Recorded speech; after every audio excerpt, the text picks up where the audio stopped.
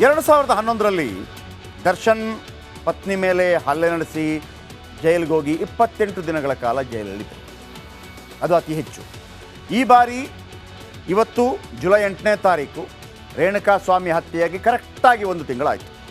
ಆ 1 ತಿಂಗಳಲ್ಲಿ ನಿರಂತರವಾಗಿ ಹಲವಾರು ಮಾಹಿತಿಗಳನ್ನು ನಿಮಗೆ ನಾವು ಕೊಡ್ತಾ ಹೋಗಿದ್ದೀವಿ.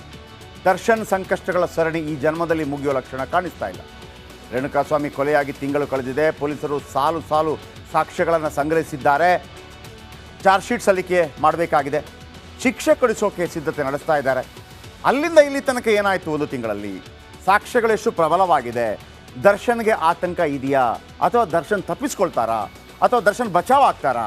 ಈ ಎಲ್ಲ ಪ್ರಶ್ನೆಗಳು ಉದ್ಭವ ಆಗುತ್ತೆ. 1 ತಿಂಗಳ ಅಪ್ಡೇಟ್ ನಿಮ್ಮ ಮುಂದೆ.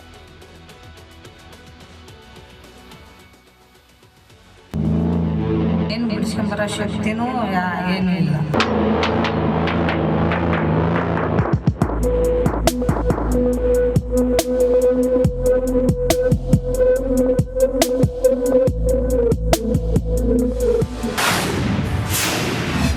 ರೇಣುಕಾಸ್ವಾಮಿ ಬರ್ಬರ ಹತ್ಯೆಗೆ 1 ತಿಂಗಳು. 18 ದಿನಗಳಿಂದ ಜೈಲಲ್ಲೇ ಇದೆ ಹಂತಕ ಪಡೆ. ದರ್ಶನ್ ಒಂದೇ ಒಂದು ಕರೆ ಮಾಡಿದರೂ ಸಾಕಿತ್ತು. ಚಿತ್ರದುರ್ಗ ಪೊಲೀಸರು ಮಾಡಬೇಕಿದ್ದ ಕೆಲಸ ಮಾಡಿಬಿಡ್ತಿದ್ರು. ಆದರೆ ದರ್ಶನ್ ಆ ಕೆಲಸ ಮಾಡಲಿಲ್ಲ. ಇವತ್ತು ಪರಪ್ಪನ ಅಗ್ರಹಾರದಲ್ಲಿ ಸಾಮಾನ್ಯ ಕೈದಿಯಂತೆ ದಿನದೂಡುತ್ತಾ ಮುದ್ದೆ ಮುರಿಯುತ್ತಾ ಕಂಬಿ ಎಣಿಸೋ ಸ್ಥಿತಿ ಬಂದಿದೆ. ಕೋಪದ ಕೈಗೆ ಬುದ್ಧಿ ಕೊಟ್ಟಿದ್ದಕ್ಕೆ ಇಂದು ರೇಣುಕಾಸ್ವಾಮಿ ಬರ್ಬರ ಹತ್ಯೆಯಾಗಿದೆ.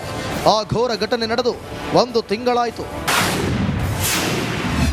1 ತಿಂಗಳಲ್ಲಿ ಏನೇನಾಯಿತು? ಜೂನ್ 8ರ ಬೆಳಗ್ಗೆ ಚಿತ್ರದುರ್ಗದಿಂದ ರೇಣುಕಾಸ್ವಾಮಿ ಅಪಹರಣ ಮಾಡಿ ಶೆಡ್ಗೆ ಕರೆತಂದು ಮಧ್ಯರಾತ್ರಿವರೆಗೆ ಥಳಿಸಿ ಕೊಲ್ಲಲಾಯಿತು. ಜೂನ್ 9ರ ಬೆಳಗ್ಗೆ ಸುಮನಹಳ್ಳಿ ರಾಜಕಾಲುವೆಗೆ ಶವ ಎಸೆಯಲಾಗಿತ್ತು. ಮರುದಿನ 4 ಆರೋಪಿಗಳು ಪೊಲೀಸರ ಮುಂದೆ ಶರಣಾದರು. ಖಾಕಿ ಪಡೆ ಸರಿಯಾಗಿ ತದುಕಿದ್ದಕ್ಕೆ ದರ್ಶನ್ ಪವಿತ್ರ ಹೆಸರು ಹೊರಬಂತು. ಜೂನ್ 11ರಂದು ಮೈಸೂರಿನಲ್ಲಿ ದರ್ಶನ್ ಅರೆಸ್ಟ್ ಆದರು. ಈ ಕಡೆ ಪ್ರೇಯಸಿ ಪವಿತ್ರ ಗೌಡ ಕೂಡ ಸಿಕ್ಕಿಬಿದ್ರು. ಎಲ್ಲ ಆರೋಪಿಗಳನ್ನು 6 ದಿನ ಪೊಲೀಸ್ ಕಸ್ಟಡಿಗೆ ನೀಡಲಾಯಿತು. ಜೂನ್ 12ಕ್ಕೆ ಕೊಲೆ ಮಾಡಿದ ಶೆಡ್ ಹಾಗೂ ಶವ ಎಸೆದ ರಾಜಕಾಲುವೆಯಲ್ಲಿ ಮಹಜರು ನಡೆಯಿತು.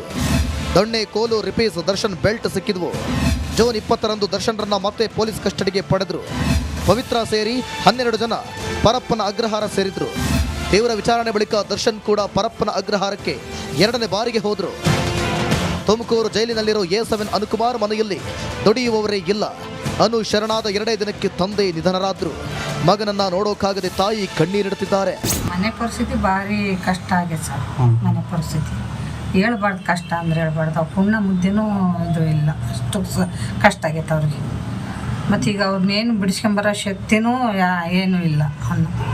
ಅವ್ನು ಎಷ್ಟು ತಿನ್ನಿದ್ರು ಮತ್ತೆ ಏನು ಮಾಡೋಕ್ಕೆ ಸರ್? ಅವ್ರು ಯಾವಾಗ ಹೋಗಿದಾರೆ, ಅವ್ರು ಎಷ್ಟು ಯಾವಾಗ ಇದಾಕತ್ತ ಕರ್ಕೊಂಡು ಹೋದ್ರೆ ಎಲ್ಲಿ ಅದ ನಾವು ಕರ್ಕೊಂಬರೋ ತನಕಲ್ಲೂ ಮತ್ತು ಅಲ್ಲೇ ಇರೋದೇ ಅವ್ನು. ಮತ್ತೆ ಸಾಧ್ಯವಿಲ್ಲ ಕೈಲಿ ಬಿಡಿಸ್ಕೊಂಬರೋ ಸಾಧ್ಯ. ತಂದೆ ಕೂಡ ನಾವನಿದ್ದ, ನನ್ನ ಮಗ ಹೋದ, ನನ್ನ ಕೈಲಿ ಬಿಡಿಸ್ಕೊಂಬರೋಕ್ಕಾಗಲ್ಲ, ನಾವು ಇಂಥವ್ರು ನನ್ನ ಮಗ ಹಂಗೆ ಹೋದ ಅಂದು ಅದು ಹಂಗೆ ಉಸಿರಂದು ಹಂಗೆ ಇದ್ಕಿದ್ದಂಕ್ಲೇ ಲೋ BP ಥರ ಆಗ್ಬಿಡ್ತು ಸರ್.